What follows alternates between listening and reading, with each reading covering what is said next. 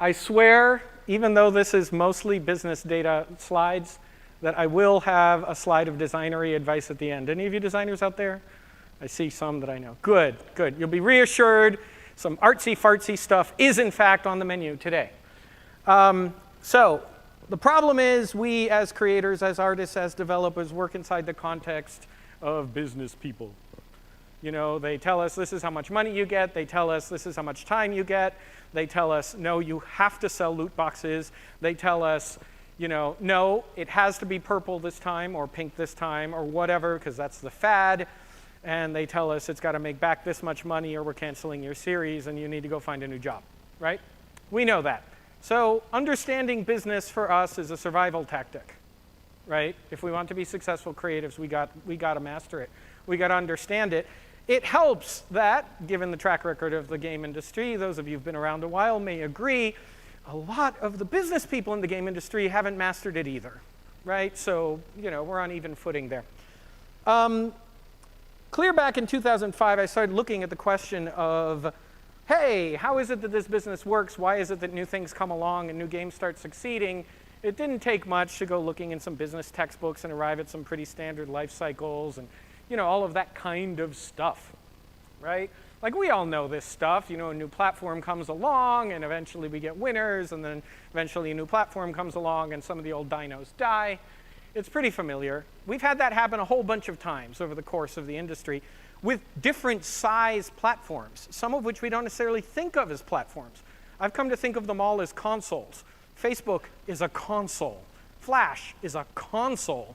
iOS is a console. They all pretty much follow the same cycles that we've always seen. And it doesn't matter whether we're talking MMOs or phones or Flash or Facebook or PHP web games, right? There's almost always the same characteristics. They're worse at whatever kind of game is already hot, right? They're worse at doing the current hot thing, and they're better at something new. And then what happens? It's cheap to get into, relatively speaking. It's unproven, so there's no EA around. That's good, right? Less competition. And it offers new controls, new capabilities, new constraints, whatever. And that means the old guys can't compete effectively, and those of us who are nimble little mammal rats can get in there quickly and start learning all the new stuff before they figure that they can spend us into oblivion. And that's great, because they do eventually spend us into oblivion, right? That is, in fact, what happens. They spend us into oblivion. We expect the early entrants come in, and they make a pile of money. And as they become big guys, they use that money to kill us, right? They use that money to kill all the small guys. Sometimes literally, as in cases where, for example, Zynga intentionally outbid everybody else on the Facebook ad platform in order to prevent new entrants from gaining traction with their games, right? The result is, you know, these are all companies that have pulled this off at one platform transition or another. They all did this, right? Zynga managed to do it with Facebook. Rovio managed to do it with mobile. PopCap did it with the web games. Sony Online did it with the MMO. EA did it clear back in the original old school days of the early 80s. They managed to pull it off with PC gaming. Sometimes, whoever succeeded last time falls flat on their face when the next turn in the road happens. We saw SOE basically stumble and fall as an incumbent. We saw PopCap ironically get swallowed by EA when the nature of casual gaming changed. And sometimes incumbents do make the turn. Zynga, we were worried about you for a while there, but, you know, 2 wheels off the road, back on, you kept going, awesome, you know. But it can cost a lot of money for those big incumbents, and sometimes what they have to do is buy a bunch of the mammals and kind of incorporate that in their DNA. And then this new set of winners says nobody else is allowed in now, right? They raise costs, they focus on brand rather than on game mechanics, because brand is defensible and game mechanics aren't. IP lawyers, you should fix that someday. The mid-sized guys either have to spend to compete with the EAs and Zyngas and Rovios and Supercells, which they can't, so they get bought or they shrink and they die, and the small shops occasionally get Flappy Bird And that's great because that generates news items that encourages more victims, new entrants to come into the market. But it's basically a lottery. And so we've seen this. And the funny thing is that depending when you first started video gaming, and by the way, some of you right now are hearing a soundtrack in your head because you can't help it, and I know exactly how old you are.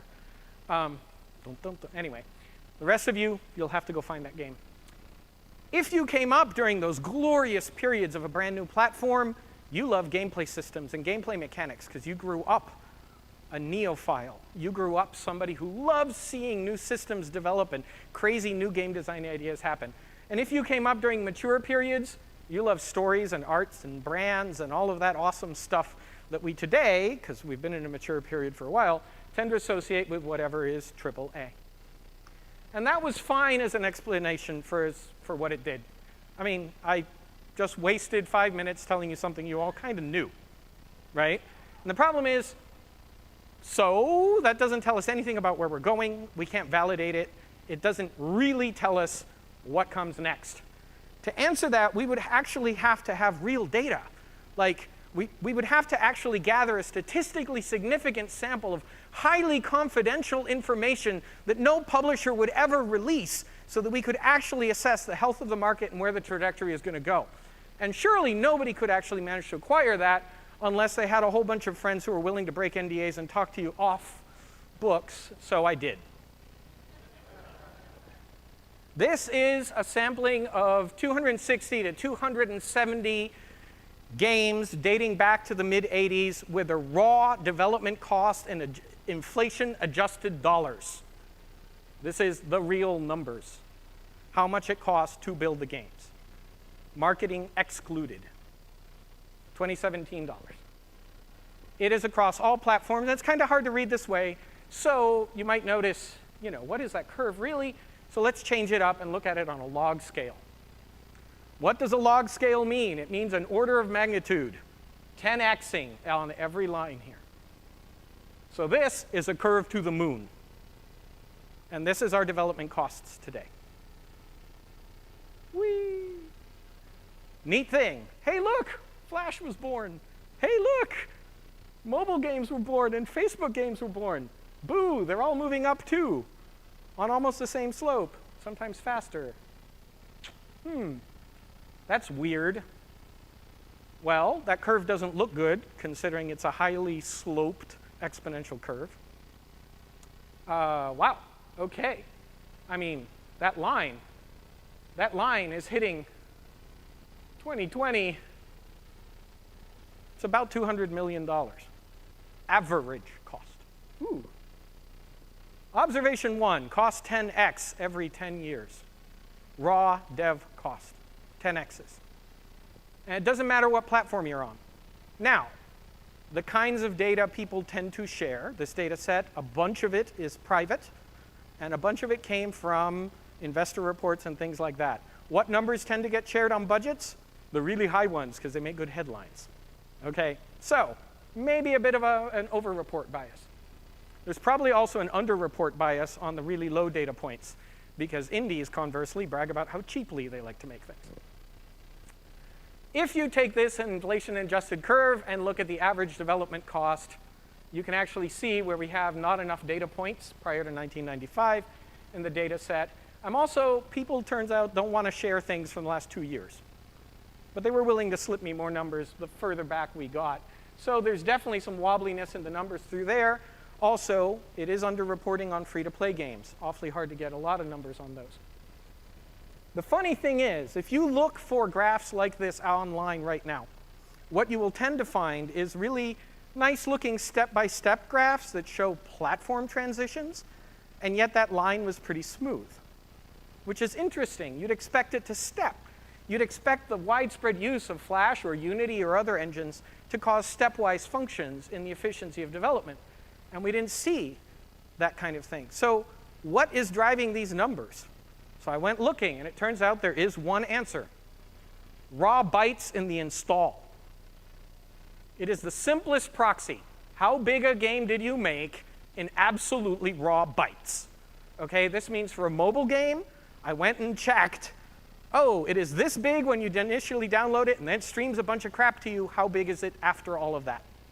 Okay? If it's a PC game, it is not the installation requirement number needed. It's what's left, right, after you're done. So it leaves out all of the temporary copy space. Observation 2. Bytes, e.g. content, is what's driving this insane cost rise. And they're probably underreported. Because, for example, there was a stepwise function at a version of the Xbox where compression went in, which shaved 30% off every single hard drive install on the Xbox. And you can't even see it on the chart. So our cost per byte works out at, anybody want to guess? Are we getting better at it? We are, thank God. However, this is also on an exponential curve. The biggest oddity about this is that in the space up through 2005, we got 6 times more efficient at generating the 122 times more bytes that we needed to create. And since then, it's actually been roughly flat, regardless of whether you work in indie, in mobile, in casual, or in AAA, because salaries are salaries. It's been kind of flat, roughly, actually, since Unity and Unreal 3 were launched. And that might be because they standardized the process and radical improvement in content generation ceased. Because the tools were so good, we started using them as they were. That is actually bad. We want the curve of cost for bytes to keep dropping, right? We want it to drop faster, if possible, so that we get higher ROI from our spending. Well, that was a troubling result for me, looking at these numbers. So then I decided to go see, well, what was the price of that game at the time that it came out? Let me adjust that for inflation and figure out how much does a player pay for each byte that we give them. It's no surprise, hopefully to all of you, that the actual purchasing power of players has plummeted, right? A game from the 1980s today would be at approximately $120 at retail. But because of inflation adjustment, players are now paying half that, literally half that for a AAA game. Well, it turns out this is also on a log scale. Okay, players are paying a disturbingly low number here. What are the things that stick out where players pay more per byte? You know, the dots that were up in this range, almost all of them are MMOs or ongoing services, where the lifetime value of the player involved a box purchase plus months worth of subscription revenue. Not unusual to hit $150 to $180 for every single user who touched the game on average. So an average ARPU of 180 bucks. That's what held the curve up there. For everybody else, per byte is now down at around 36 cents. So if you ever need an illustration of race to zero, this is it. When we talk about race to zero pricing on Steam, on mobile, this is what is happening. The cost per byte is plummeting, and it still costs us the same amount to make. Now, price has actually fallen more than this shows because of this data set underrepresents free-to-play. Now, of course, free-to-play also shouldn't register at 0, but getting good numbers on LTV out of free-to-play companies is noticeably challenging. So there is a lack of mobile games in the data set. There is no way to really find out Steam sale average real pricing. So all of the AAA games are actually over-reporting pricing because I left them at the $60 mark. And we know that's not accurate. How many of you have hundreds of games in your Steam library, right? Also, service games tend to stream bytes. Where possible, those are actually in this count. Yeah, I know, right? I just saw you. The streamed bytes are in this data. Mobile install size includes the streamed size. The previous slide and this one maybe cancel each other out. I don't know. Fact of the matter is the trend line is so strong, I'm not sure any of that wouldn't just be noise in the data. Service games have ongoing revenue, right? Which is great. Is that enough to cause a change in this trend line in the data? I'm not sure it is. Here's the fundamental thing that trumps all talk of circular life cycles in the business. The business is a spiral, not a circle. We are always moving forward on a technological advancement track. Moore's law, all of that, right? We have to keep filling that larger RAM, those nicer video cards.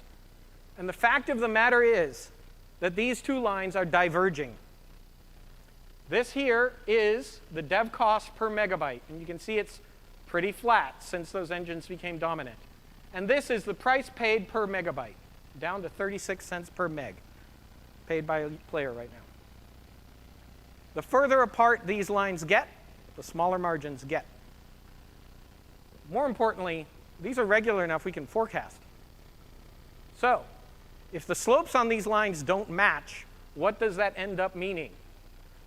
Well, not to bring you down, but it could be bad news for all of us. First observation, the average game will cost 0 to buy in 10 years. Byte value will be 0. Kind of where music is today, lest you think that it's implausible. But it will still cost us $3,205 to make that megabyte. Forecast number 2. AAA games are going to cost, on average, $200 million by the early 2020s, unless they start making different kinds of games. Now, temp polls will be pulling that up. Maybe they stop making the equivalent of Destiny, and maybe this curve bends. That's entirely possible, because after all, that would mean they're shipping a terabyte. So it might not be shippable. It might not be storable. But, I don't know. Terabyte drives are getting cheap. It might mean that AAA has to shift, change the nature of the kinds of games they make towards things that require less bytes. And I think we've already seen a bunch of that shift starting to happen today. Now, I say it's speculative, but you want to know why there's loot boxes? This is why there's loot boxes. Because we have to find ways to push up this revenue. Upsell revenue of any sort, loot boxes, free-to-play, subscriptions, tiers, membership clubs, Netflixing, it does not matter what it is, as long as an upsell over the base price. However, we're already doing all of those things. And the curve keeps marching on. Because we do it via content. Why do we do it via content? Because we can sell content. We don't sell systems, we sell content. We sell digital stickers, and now we're going to put them on the blockchain so that we can sell them better, but they're still content. They're still bytes to generate. And that doesn't actually solve the problem. We've started drifting towards more runtime procedural generation, think No Man's Sky, and so on. And of course, it's hard to talk to a mobile developer these days without bringing up the question, well, so you're really kind of making an MMO. There's a reason. Community, user-generated content.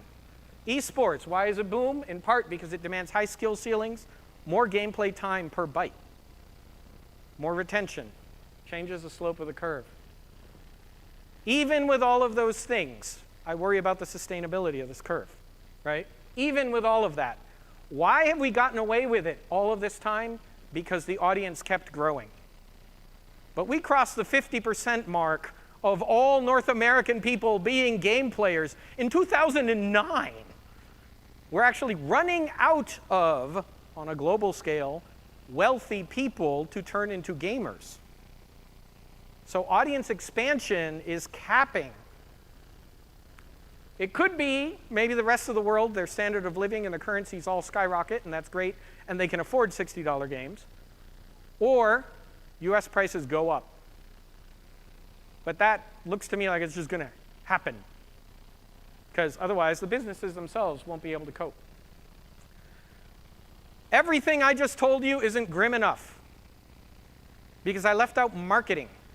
The more mature the market, and the more you compete on brand, and the more you try to reach extended addressable market, the more marketing budget you need. And AAA marketing budgets are as much as that dev cost again. And in mobile, they're sometimes 10 times the dev cost budgeted for UA. So, what saves us? Historically, it's that platform shift, right? VR, unfortunately, wasn't it. Turned out VR was just as expensive, if not more so, right? It was harder to develop for, higher required frame rate, higher technological skills required. Maybe some of the cool new phone AR stuff. Maybe it will be new forms of streaming. Maybe, I don't know. But I am going to be looking out for it because that's where all the mammals are going to jump ship to, right? VCs, keep your eyes out. What does this mean for those of you who raised your hands and said, oh yes, I'm a designer? We have gotten used historically to thinking of these cycles as, oh, this segment is now mature. Let's move to the new segment. What these curves are saying is the segments are kind of all maturing because all of their costs are rising in tandem.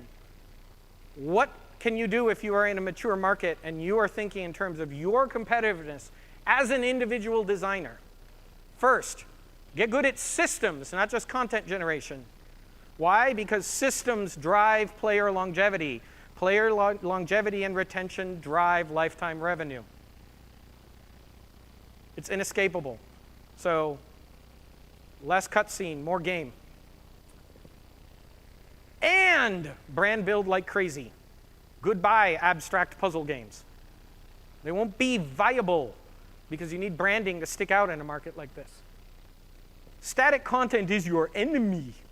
You need to start thinking of how to avoid static content. Get comfortable with those techniques today. There's all kinds of fascinating stuff happening in the academic market. They're procedurally generating Zelda at this point, the original Zelda. That's how far academics have gotten with this. Industry folk need to start reading those cool papers. Don't even bother building a game or conceptualizing your next game unless you can think of how it will be a service business in some form or fashion, because what ends up really driving those kinds of long-term revenues is going to be community, right? That's the thing that will actually make a difference. And by the way, if you have not been working in a service business, I estimate it takes about 3 to 5 years worth of learning curve to learn how to do it. So start now. MMO is basically the same idea. Service business, community, retention, UGC, deep systems. And on a personal level, speaking just to those of you who are creatives in here, this crunch hits the grunt developer worse than it hits the publisher. If you work on the biz side, great, because the work you make goes into creating an IP for the IP owner, not for you. The IP owner gets residuals forever. They get brand extension. It's time for developers to start thinking about how they can get residuals for the concepts they create. Because otherwise, this picture looks really, really bad for creatives. Now, I could be wrong. So send me more data. You can send it there. I need name, cost, year, platform, total bytes if you know it. The data set will only get better. In the meantime, winter is coming. Invest in parkas. That's my advice. As a designer, think about the ways in which you can learn how to keep the home fires burning. Thank you. Do you think AI might Sorry? change, artificial intelligence, might change the authoring equation a little? Yeah, AI is another form of procedural content generation. So yes, here's the thing. Milrold's law is that software is a gas that expands to fill its container. Not too long ago, I was having a conversation with a mobile developer who makes a match 3 RPG. And they were telling me about how many EC2 instances they needed and how critically important it was that there be absolute server verification of everything in their match 3 game on the server, and how incredibly expensive it was to run all of that stuff in the cloud. And I went, oh my God, we were running UO servers on Pentium somethings, and I'm pretty sure one UO server could have run 10,000 match 3 RPGs in it, right?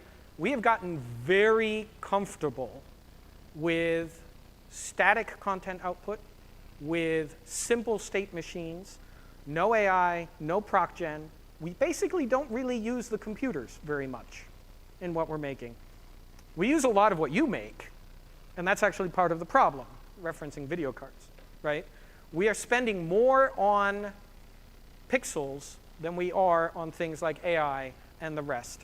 And almost every other out that I listed here is a minor one that bends the curve.